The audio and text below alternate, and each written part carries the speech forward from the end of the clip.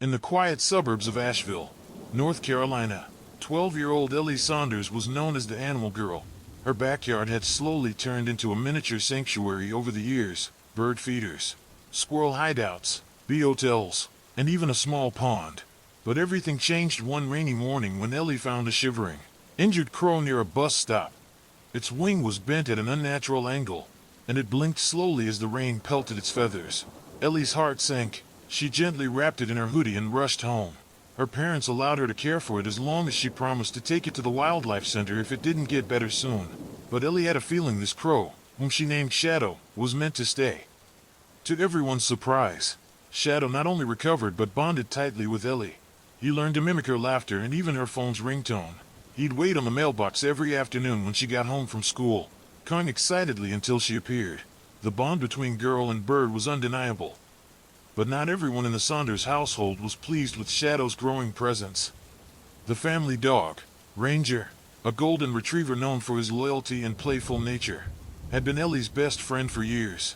But as Shadow became the center of Ellie's attention, Ranger began to change. He became withdrawn, watching silently from the corner as Ellie played with the crow.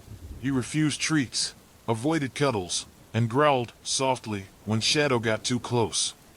At first, everyone thought it was just jealousy, something Ranger would grow out of. But things escalated. One day, Ellie came home from school to a horrifying sight. The back door was open, feathers littered the kitchen, and Shadow was nowhere to be found. Her heart pounded. She screamed for her parents. They searched the backyard, the trees, the neighborhood, nothing. Ellie was inconsolable. That night, she refused to eat, sobbing into her pillow until she fell asleep. The next morning, her father made a grim discovery. Shadow's tracking band had been buried in the garden, next to freshly disturbed soil. Ranger sat nearby, wagging his tail like nothing had happened. It didn't take long for Ellie to connect the dots. Ranger had always watched Shadow with growing resentment.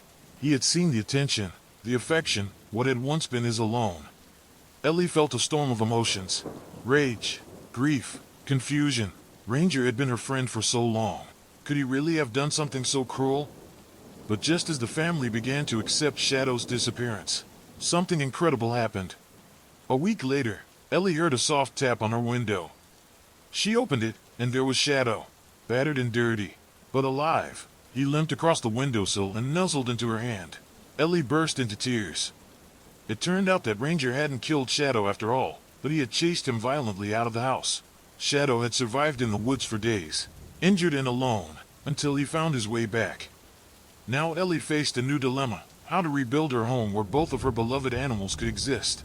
The injustice wasn't just that Shadow had been attacked, it was that Ranger had felt forgotten, that his years of loyalty had been pushed aside without Ellie noticing. So Ellie did something bold. She built two separate areas in the backyard, one for Ranger and one for Shadow. And slowly, she began working on reintroducing them to each other. It took weeks, but eventually, Shadow stopped flinching when Ranger came near. Ranger, in turn, stopped growling. The day Shadow hopped onto Ranger's back and nuzzled into his fur, Ellie knew their peace had been restored.